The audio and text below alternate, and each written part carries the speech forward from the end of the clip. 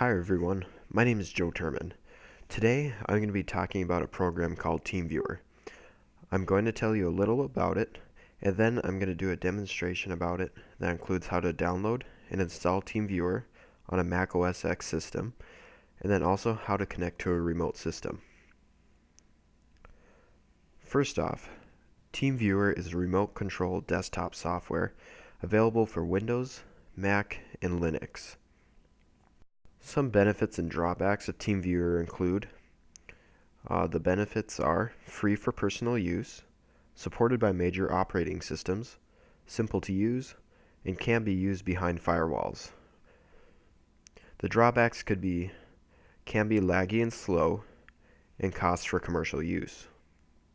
Here's a screenshot of a TeamViewer user interface. There is three main user interface sections in TeamViewer. There's the Access Credentials section, there's the Remote Connection section, and then there's the Computers and Contacts section. The Access Credentials section is the credentials used to connect to this PC. It includes a user ID and a password. The Remote Connection is where you enter the user or the partner ID and select Remote Control and connect a partner in order to connect to the computer. I'll demonstrate more of that later. Lastly, there's the Computers and Contacts section. This is where you would store your frequently accessed remote desktops in an easy-to-use list. So I'm going to be moving on to the demonstration. I'm going to first show how to download and install TeamViewer on a Mac OS X system, and then after that I'm going to show how to connect to a remote computer. So the first thing you'll want to do is open your web browser, and then navigate to www.teamviewer.com. Once teamviewer.com loads, you'll scroll down on the page and you'll see a green button labeled Download TeamViewer. Click this button. It'll automatically select the version that you need for your operating system and begin downloading it.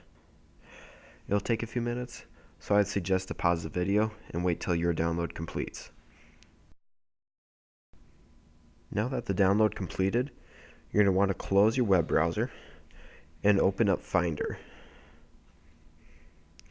Navigate to your Downloads folder and begin to look for the teamviewer.dmg file.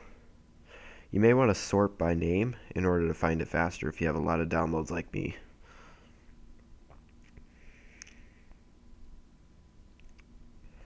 Once you've located the file, double-click on it to open up the package. Once it has opened, you'll want to double-click the Install TeamViewer icon. The wizard will open and click Continue at the first page. Click Continue again and click Agree to continue on. Finally, click the Install button and type in your password to authorize the install. It will take just a couple moments to finish installing, and once it does, click Close. Now you've installed TeamViewer. We're now going to move on to how to connect to a remote system. First, close any windows that you may have open on your desktop. Next, open up Finder. Navigate to the Applications folder and look for the newly installed TeamViewer program. Once you have found it, double-click on this to open up TeamViewer. You can close out Finder if you wish. So before I continue though, I'm going to show you the credentials I'll be using to log in to this computer. It's important to note that you'll need to have the TeamViewer software installed on the remote computer. The process is nearly the same for Windows and Linux, so just follow along and you should be able to install it. The remote computer will need some form of TeamViewer on it in order to connect. I'm going to enter the partner ID into the partner ID dialog box here. I'm going to select Remote Control and I'm going to click Connect to Partner. A dialog box will appear prompting me to enter the password. I'll enter the 4-digit password and click Log On. The connection will initiate and then TeamViewer will open a window with the remote desktop inside it. You'll be able to interact with the remote desktop, such as opening and closing programs.